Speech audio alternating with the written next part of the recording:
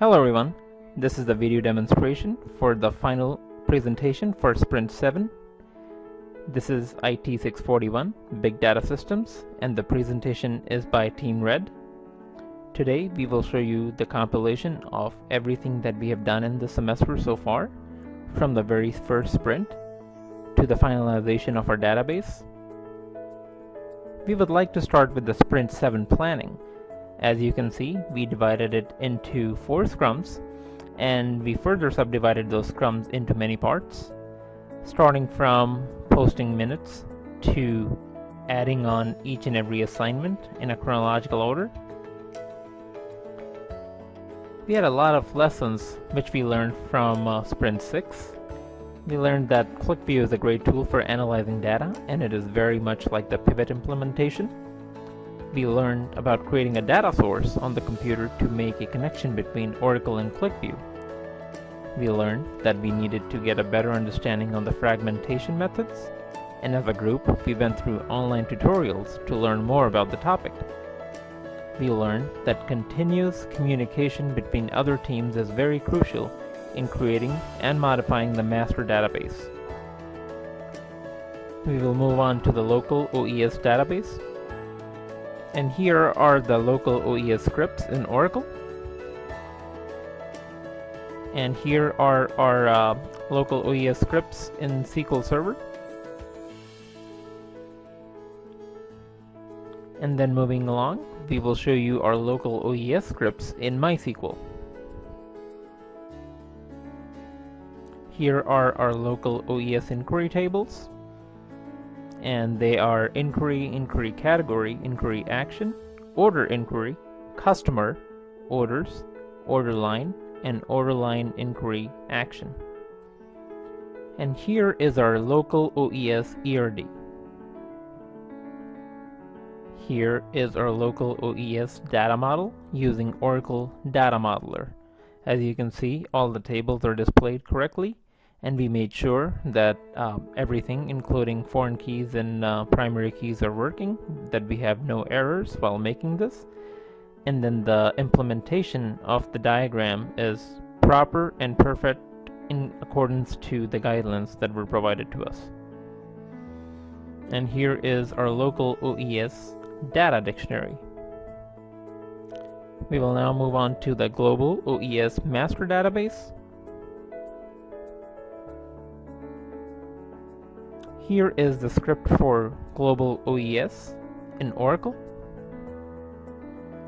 And next we will show our global OES script in Microsoft SQL Server. And here is our global data model. It's created in Lucidchart, and all the teams collaborated to make it a success. Here is a screenshot of our global data dictionary. We color-coded it so we know which team did what and which parts of this data dictionary belong to which team. We will now move on to fuzzy local database development. So the objective of our fuzzy database development was to measure customer satisfaction. Since this is a retail type of database, we want to make sure in the end the customer is satisfied. When the customers are satisfied, they will come back for business and buy or purchase more items from us.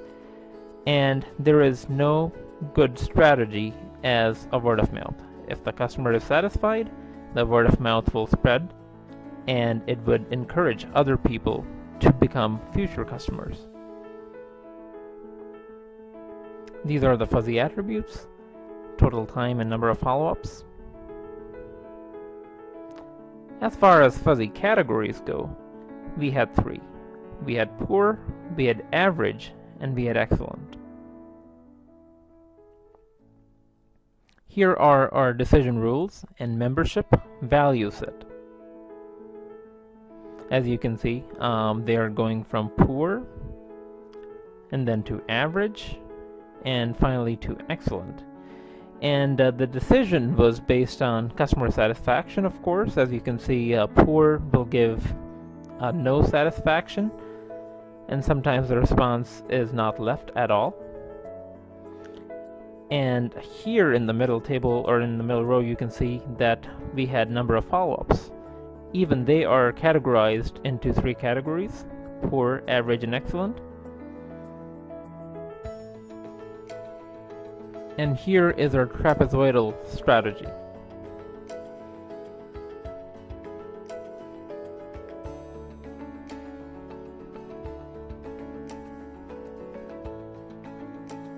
Here is our triangle strategy.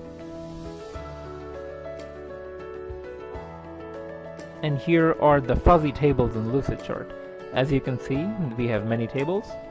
This fuzzy parameter triangle, and then there is fuzzy parameter trapezoid, fuzzy decision, WT net, customer fuzzy total time, customer fuzzy performance, customer fuzzy number of follow-ups. Next we have is fuzzy procedures, functions, and materialized view script. Here is the fuzzy local script in Oracle.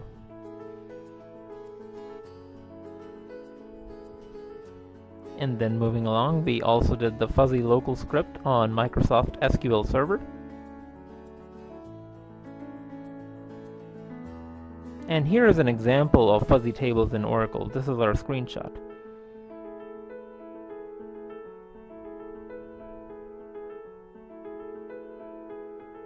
And here is one of them, customer fuzzy total time. Here is WT net. And here is the OES3 fuzzy implementation in Microsoft SQL Server.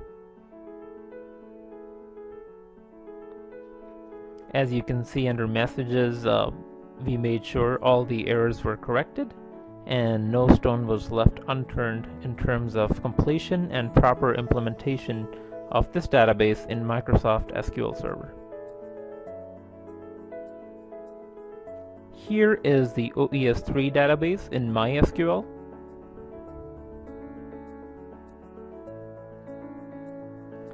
As you can see that we finished up the orientation for SSIS, SSRS, and SSAS.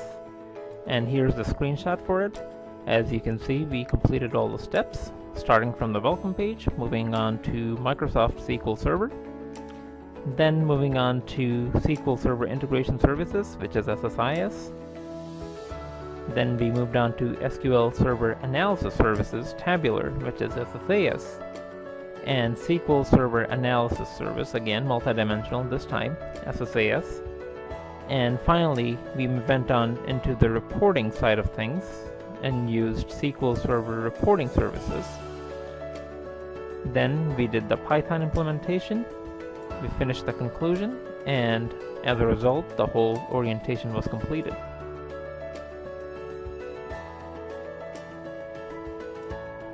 As you can see, our Big Data Tools orientation was also completed, starting at the welcome screen, then to Apache Hive, then to Apache Scoop, Hadoop file system, HDFS.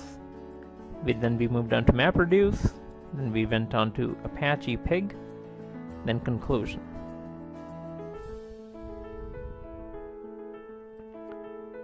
We made sure that we took advantage of Dr. Azarbad's Hadoop training as done by Santosh here.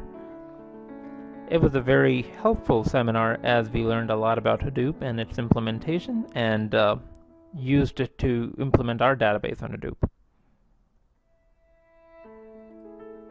The presentation was very helpful, and Santosh took us from very beginning, from the very starting steps to the finalization of Hadoop implementation, so it was a very good learning experience. As you can see, we were given user accounts. Using those, we connected to the Bureau 507 servers. You can see here in the logs. And then Scoop was used to make a connection between Oracle and Hadoop, but got the following error since user 4 that we used was not an administrator of the account. As you can see, there is the error.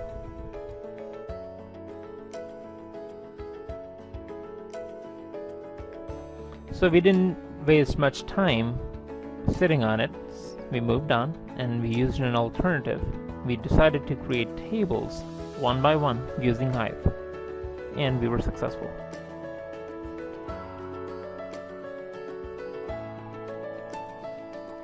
Here you can see the logs of VI Editor to create tables. As you can see, the tables are being created. And then we loaded data and ran select statements to view data and to make sure it works. And here the select statements prove that the tables were created in the Hadoop environment.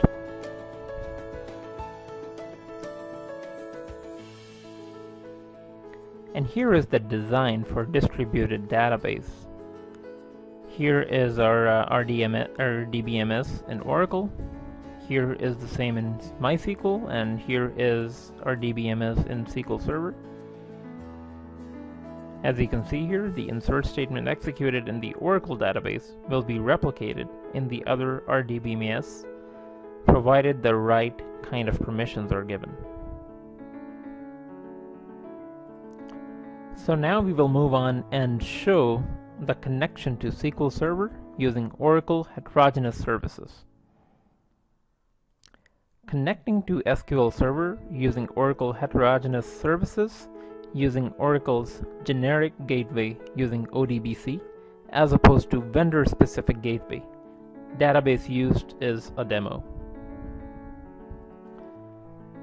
Here's the table, and in order to access this table from Oracle, we need to create login into the SQL Server instance. Here we are setting up such a login for demo using demo as the password, and then inside the demo database we can create a user called demo and grant select on our table accounts to the user demo. Next, we need to configure an ODBC connection into our SQL Server database.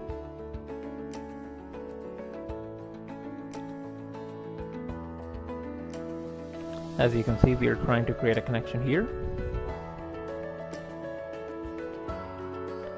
And then once the connection is made, test to make sure the connection is complete. So we will test, and looks like it worked. Next, make sure the setting for these files match in your machine. So as long as the settings match, you should be good to go.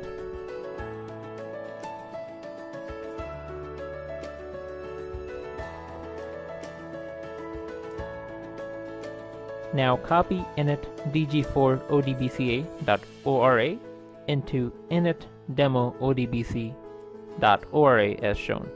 So just use this and copy into that from here into here.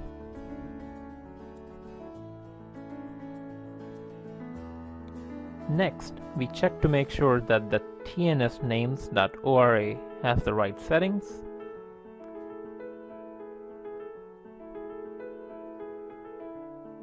Next, we move to SQL Plus, and then when the link is connected, we can query the accounts table, which we created in SQL Server.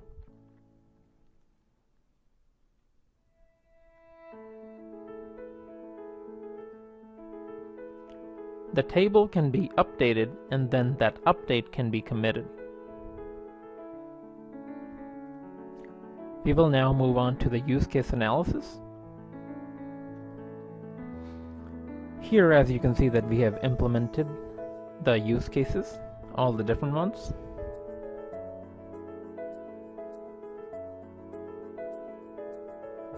Here is the Python implementation and analysis. So first we ran the sample application, then we encountered a problem, and then we resolved the problem, and we implemented the use cases. And the problem was the error below was resolved by casting the total time in select statement into varchar. The cast statement turned the data type into varchar. Here you can see the screenshots of our Python implementation. Here is the script, and here are the results.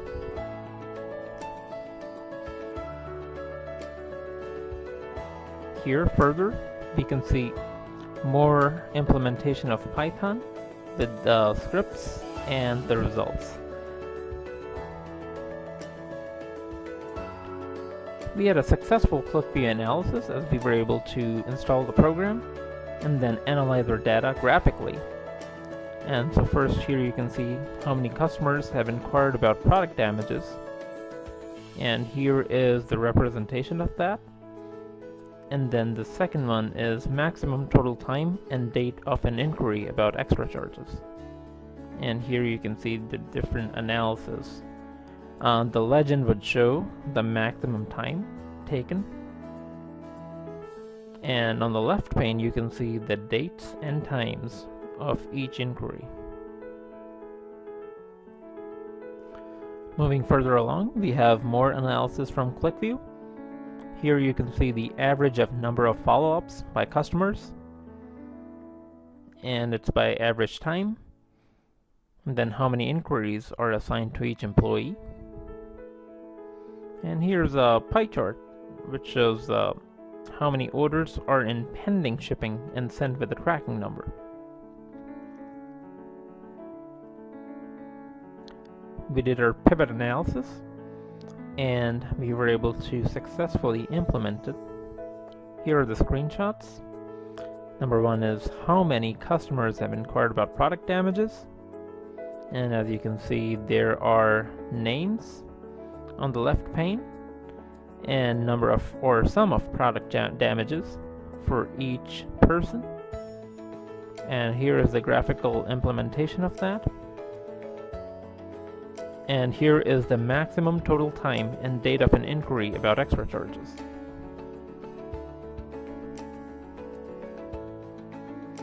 Here is the average of number of follow-ups by customers with the legend on the right hand side. How many inquiries are assigned to each employee, and here is the bar chart for that. And then how many orders are in pending shipping and sent with a tracking number. And here's the analysis for that.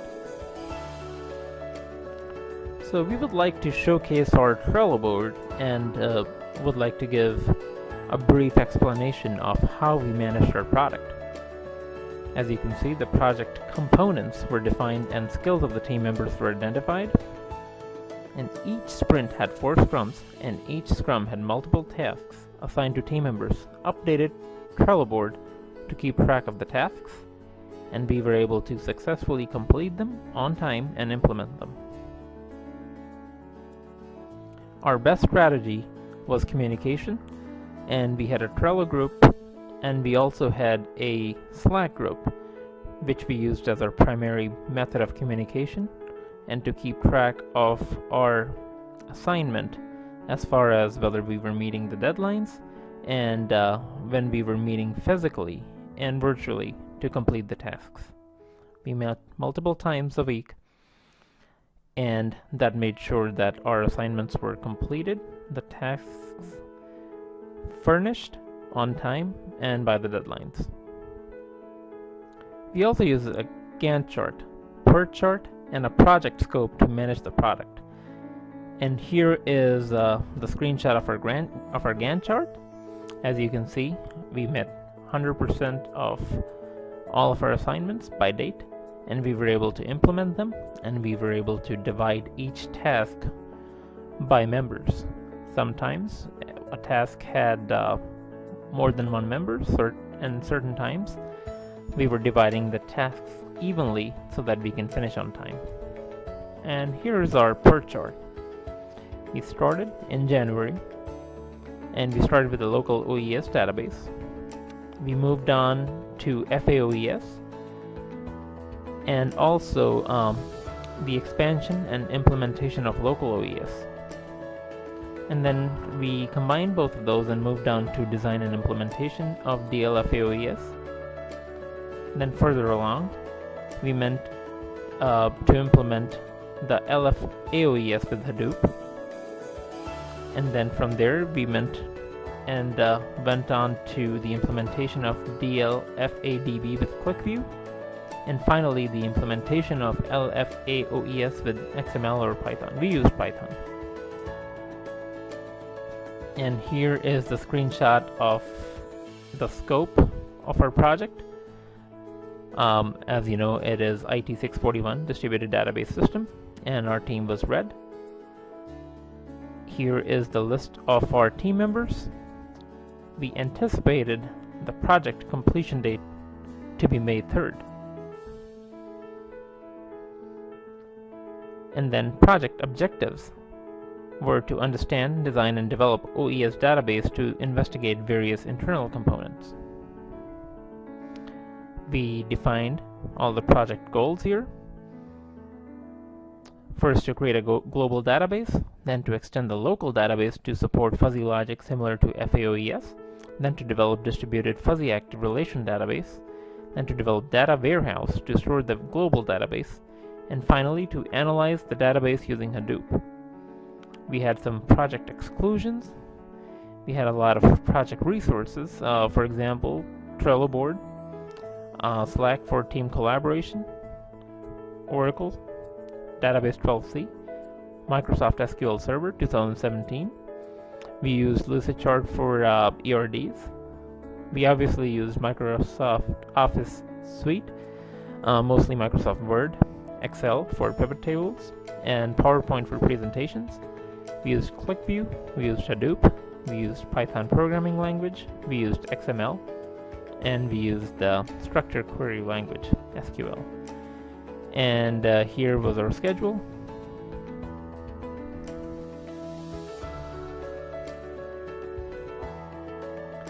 Team schedule was based on the schedule and availability was created to plan effectively on task assignments.